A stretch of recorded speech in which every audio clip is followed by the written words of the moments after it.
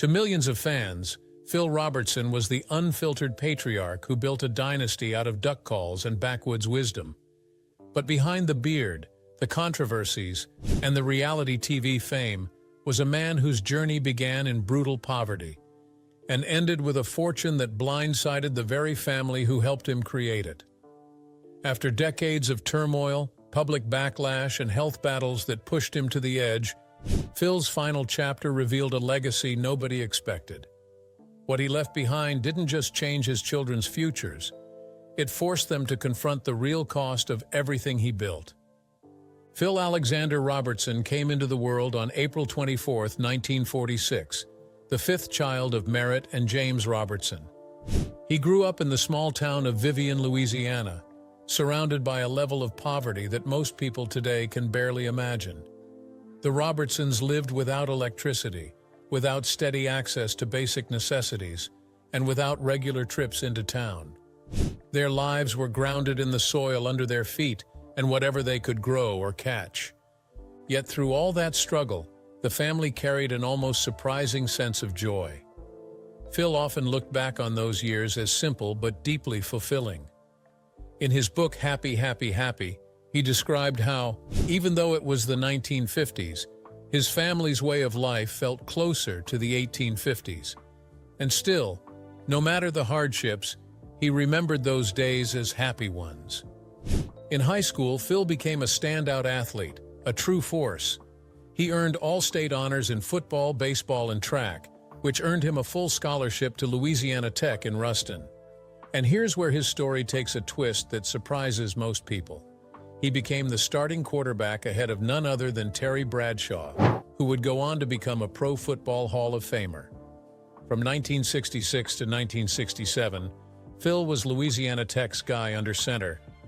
He sat out the 1968 season and then walked away from the sport entirely. To outsiders, that decision looked unthinkable. Giving up football? With that kind of talent? But Phil never saw football as the dream. His true passion had always been hunting. Bradshaw himself would later recall how Phil often showed up to practice straight from the woods, with squirrel tails sticking out of his pockets and feathers clinging to his clothes. Football wasn't his heartbeat. The wilderness was. So when Phil was given the chance to try out for the Washington Redskins, he turned it down. He wasn't about to miss duck season. Even his career choice reflected that priority. He became a teacher largely because the schedule gave him long stretches of time to hunt. He once admitted that the degree itself was mostly a tool, something he could pull out when people assumed he wasn't smart. But life in those early adult years wasn't as charming as the simple childhood he remembered. Phil started slipping into a darker, more reckless lifestyle. He tried to recreate the rugged, isolated existence of an earlier era, but now it came with drinking, bad decisions, and an attitude that pushed him even further from mainstream life. Hunting turned into a kind of competition among friends, and following the rules stopped being a concern. Eventually, he settled into teaching after earning both his bachelor's in physical education and a master's in education. With that steady job, it looked as though the Robertson household might stay on solid ground. But financial struggles crept in again, and Phil found himself needing another way to support his family. His friends had long noticed something special about him, his uncanny ability to call in ducks. They kept nudging him to turn that talent into something real. Phil was frustrated by the duck calls being sold at the time. They just didn't sound like ducks to him. So he made a bold move. He quit coaching to work on inventing a call that actually sounded like the real thing. In 1972, after plenty of trial and error, he introduced the first duck commander call. For a beginner's product, it sold surprisingly well, about $8,000 worth in the first year. Phil patented the design, and by the next year, officially launched his company, Duck Commander. Like many grassroots businesses, it began right at home. His house turned into the production shop, and the entire family, kids, relatives, everyone, pitched in to assemble and package the calls. To keep the family afloat, his wife and children also took on commercial fishing. Meanwhile, Phil hit the road, going store to store, trying to convince owners to give his product a chance. There were more rejections than victories, but eventually, the tide turned. Hunters loved the calls. From there, the business grew beyond just the calls themselves. The Robertsons began filming instructional videos, hunting scenarios across seasons, and content that blended their lifestyle with their craft. This growing interest in their world eventually caught the attention of television producers. That spark became the reality series Duck Dynasty, which premiered on March 21, 2012, on A&E. Phil, his wife Kay, their sons, the sons' families, and Phil's unforgettable brother Cy all became central figures of the show. Even before cameras rolled, Phil made sure the producers understood what they were walking into. He warned them they were dealing with a family of duck-hunting country folks. The network leaned into that image hard, framing the Robertsons as unapologetic rednecks. And the family didn't shy away from the identity. Phil's sons especially repeated it often, almost using it as a brand in itself. Andy even played along with hashtags popping up on screen whenever Phil dropped one of his rustic pearls of wisdom. Fans ate it up. The relatable chaos of the family, their humor, and their rugged lifestyle turned them into overnight sensations. The first season pulled in around 2.5 million viewers, solid numbers for a brand new reality show. But that was just the warm-up. By season 2, the audience exploded to nearly 7 million a week. Then came season 3 in 2013, and that's when things went wild. Over 12 million viewers tuning in every single week. With that kind of popularity came everything: book deals, merch, booming business, and the entire Robertson family felt the ripple effect. But while the world saw the success, something else was brewing behind the scenes, a storm that would push Phil into the spotlight in a way he never expected. One of those controversies hit in 2013, when Phil Robertson sat down with GQ for a deep dive into the Duck Commander empire. Eventually, the conversation shifted towards sin, and that's when things took a sharp turn.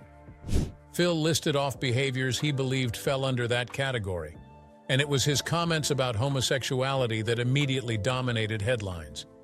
He insisted that ultimate judgment belonged to God, but the impact of his words spread quickly, far beyond that interview room.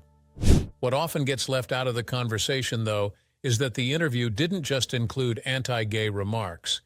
There were also racial comments that stunned many readers. Growing up in Louisiana before the Civil Rights Movement, Phil claimed he had never witnessed the mistreatment of any black person. He described working in the fields alongside black laborers, painting a picture of people who were supposedly singing, smiling, and content. He argued that before welfare and entitlement programs existed, the black community was godly and happy. It was an outdated and deeply troubling portrayal, one that many found offensive and historically detached. When the backlash came, Phil attempted to explain himself by saying he was simply a product of the 1960s. He emphasized that his mission was to share his understanding of Christ and the Bible, insisting he had no desire to disrespect anyone. But the explanation didn't exactly clear the air. The fallout was immediate. The interview dropped on December 17th, and by the next day, Phil had been hit with an indefinite suspension from Duck Dynasty. Andy released a statement saying his views didn't align with the network's core values of creativity, inclusion, and respect. At the same time, the network reminded fans that the show wasn't built on one man's opinions, but on a family America had grown to love. But that suspension didn't last long. Just 9 days later, Variety reported that Phil was already reinstated. Andy said the decision came after talking with the Robertson family and consulting with advocacy groups. Filming would continue with the entire family, and in the end, the suspension amounted to little more than a brief pause. Another controversy had actually been brewing years before all this. In 2009, during a talk at a Georgia Sportsman Ministry event, Phil gave what he called river rat counseling about marriage. The clip later resurfaced in 2014, and it sparked another wave of outrage. Phil suggested that the ideal age for a woman to marry was around 15 or 16, arguing that older women were more likely to drain a man's wallet. He stressed the importance of choosing a woman who could cook and carried her Bible everywhere, adding that asking her parents' permission was probably the right thing to do. The advice wasn't just controversial. In many places, it was illegal. Publications like the Christian Science Monitor even cited CDC data showing that nearly half of marriages involving minors end within 10 years. Phil's comments didn't stop there. In 2014, while promoting his book Unfiltered, he appeared on a radio show hosted by the Family Research Council's Tony Perkins. In that interview, he claimed that AIDS and other sexually transmitted diseases were divine punishment for homosexuality, or what he considered sexual immorality. He contrasted this with his belief that a clean man and woman who stayed within a heterosexual monogamous marriage would avoid such diseases entirely. In his mind, the connection was obvious. A year later, in 2015, Phil gave a speech at the Conservative Political Action Conference that left the audience bouncing between cheers and stunned silence. At one point, he claimed that Jesus was the only thing standing between a person and herpes. From there, he went on a sweeping critique of societies that didn't embrace Christianity. MSNBC later described the speech as rambling and at times incoherent. By the end, Phil was arguing that America needed to use the Bible as a shield against everything from Nazis to communists to ISIS. He lumped together Nazis, Stalin, Islam, communists, ISIS, and Shintoists, claiming that none of them embraced Jesus and all were driven by violence and conquest. Later that same year, at a prayer breakfast in Vero Beach, Phil delivered one of his darkest messages. He argued that atheists lacked any true moral compass because, in his view, morality came only from God. To illustrate this, he told a disturbing fictional story about an atheist whose family was brutally attacked. In Phil's telling, the atheist would have no real sense that such violence was morally wrong, since he didn't believe in God. The atheist community responded with outrage, horrified that Phil suggested they couldn't distinguish right from wrong. He then pivoted toward politics, accusing liberals of helping carry out the devil's work. He claimed they were responsible for the deaths of 63 million children, a number he insisted was higher than the death tolls of Hitler and Stalin. He argued that Americans had once used guns and Bibles to fight off the British 240 years earlier, and warned that liberals were now trying to take both away, which to him was proof of their allegiance to something darker.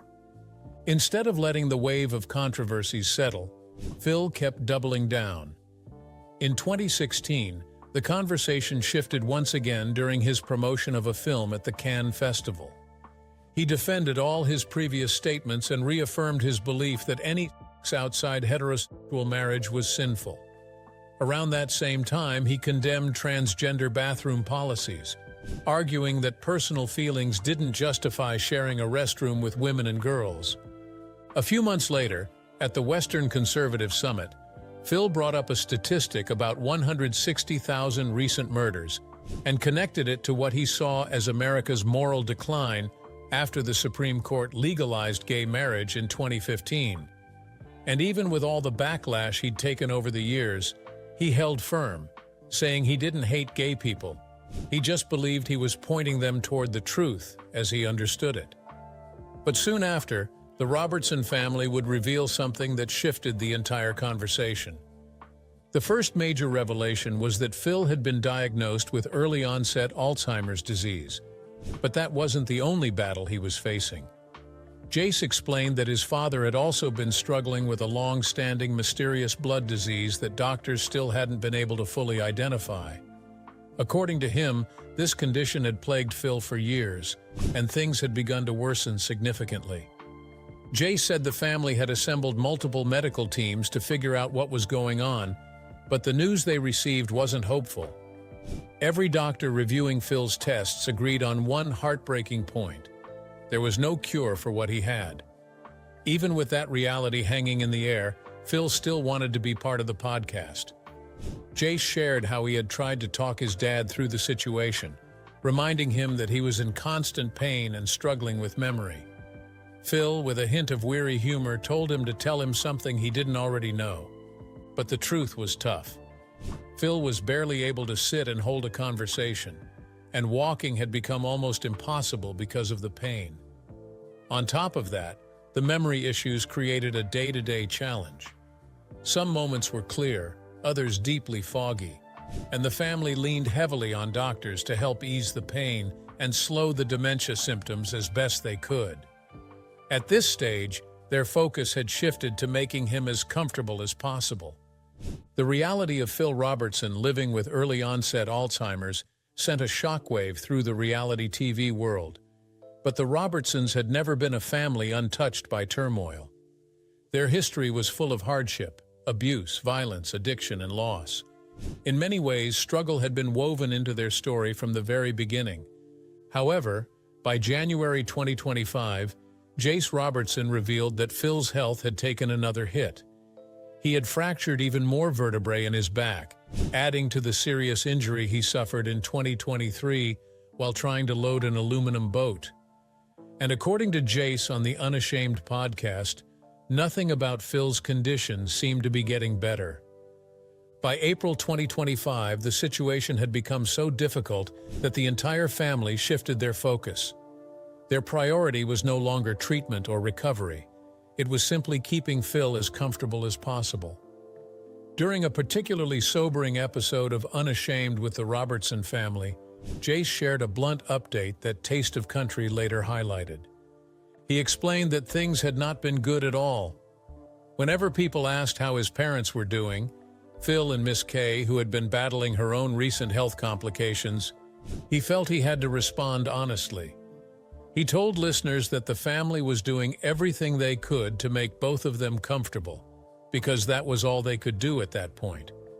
There was at least one small bright spot.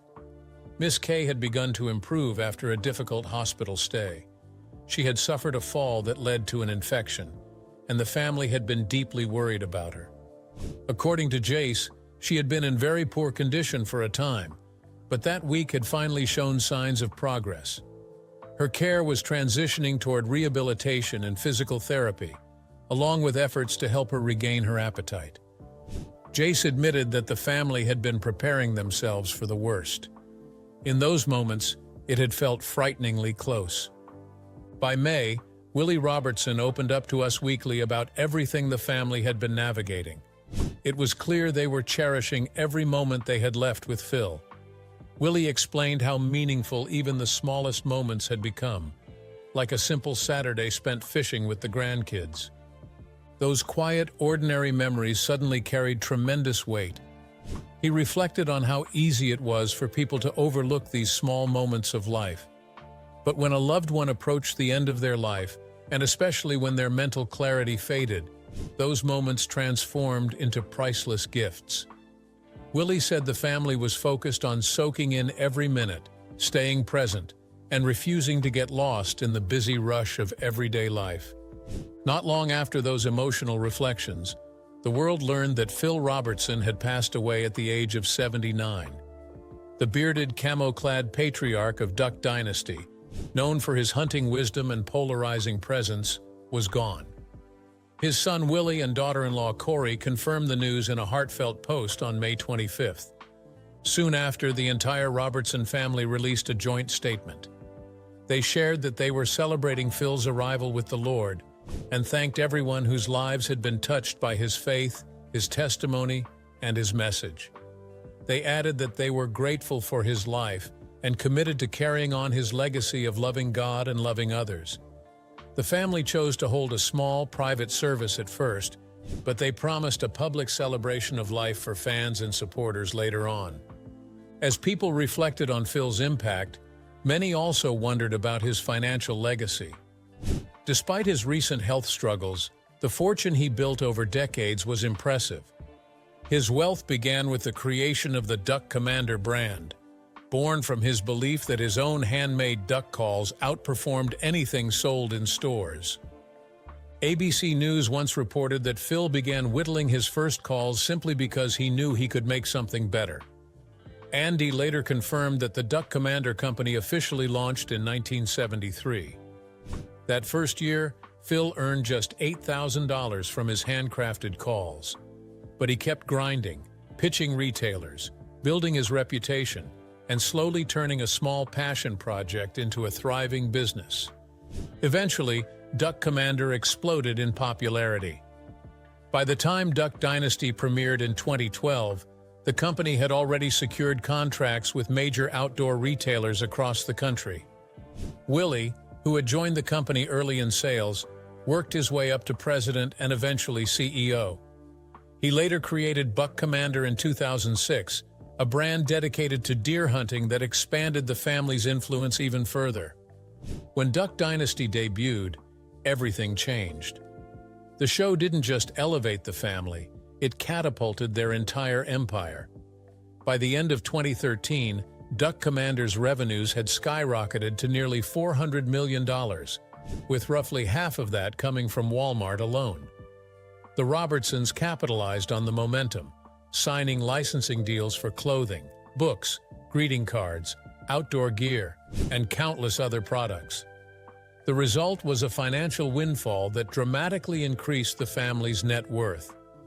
At the time of Phil's passing, he held an estimated net worth of $10 million.